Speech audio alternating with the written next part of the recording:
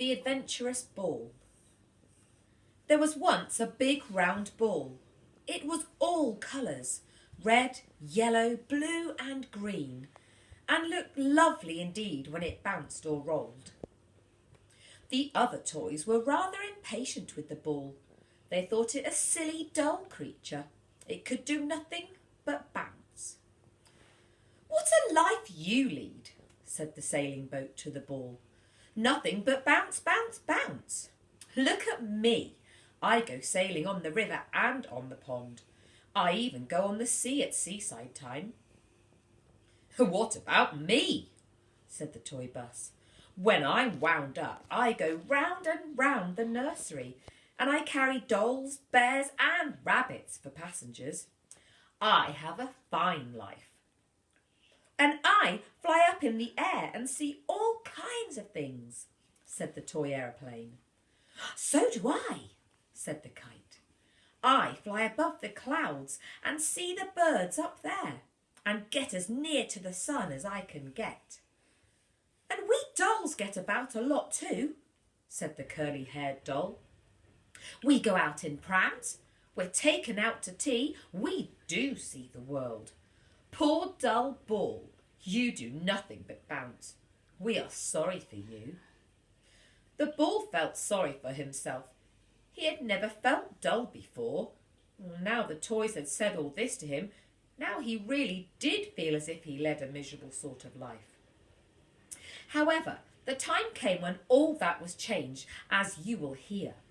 It happened that the children in whose nursery the toys lived went off to the seaside for a holiday, and with them they took most of their toys. The bus went, the dolls went, the aeroplane, the kite, and the ball. What fun! And then the ball's adventures began. It had longed and longed for adventures, and it was surprised when it had some. It had been taken down to the beach and left on the sand whilst the children dug castles. Nobody noticed that the tide had reached the ball.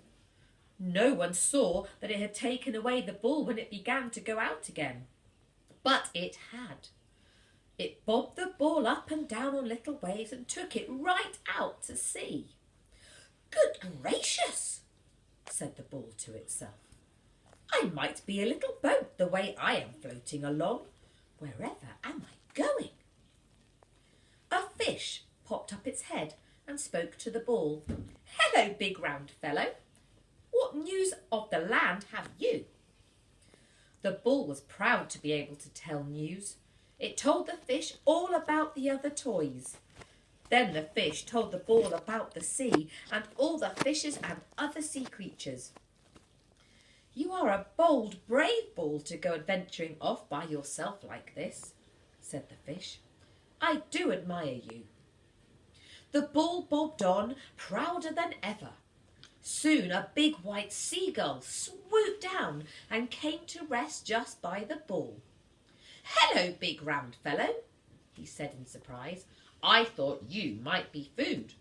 How very bold of you to come adventuring on the sea like this." The ball felt proud, but it was a truthful ball. "Well, as a matter of fact, I can't very well help this adventure. The sea took me away."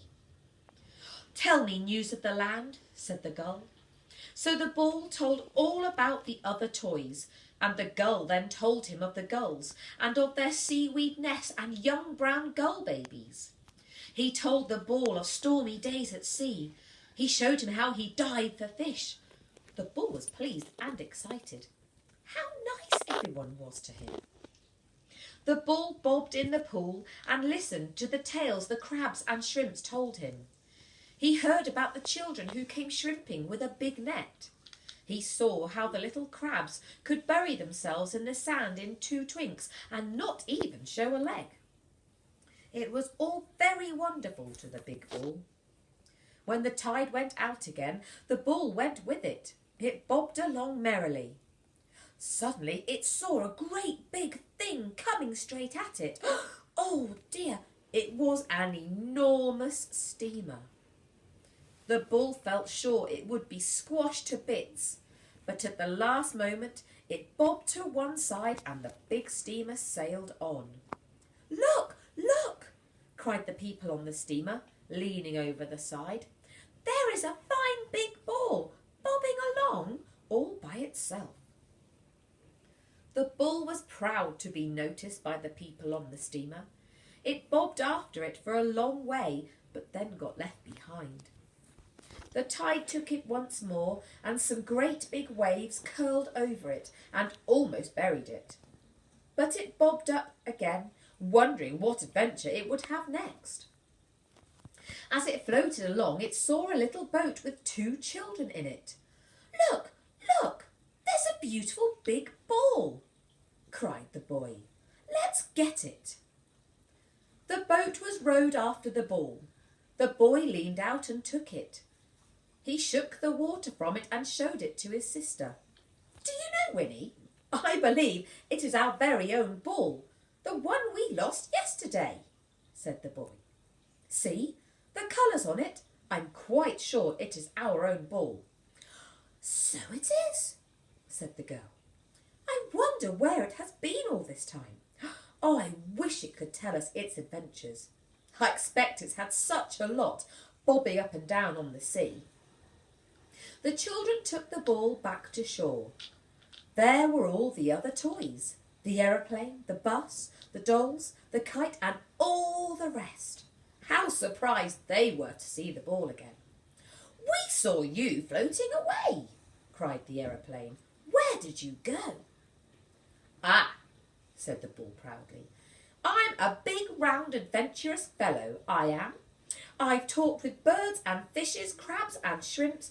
I've heard tales from boats. I've nearly been run down by a great steamer, and all the people on it saw me. You may think I'm a dull fellow and can do nothing but bounce, but you are mistaken. I can float too, and I've had more adventures than the whole lot of you put together." And after that, as you can imagine, none of the toys ever laughed at the ball again for being a dull fellow who could do nothing but bounce. He could tell more stories than anyone else, and he says he is going to float away again next year and have some more adventures. I wonder if he will. Good night.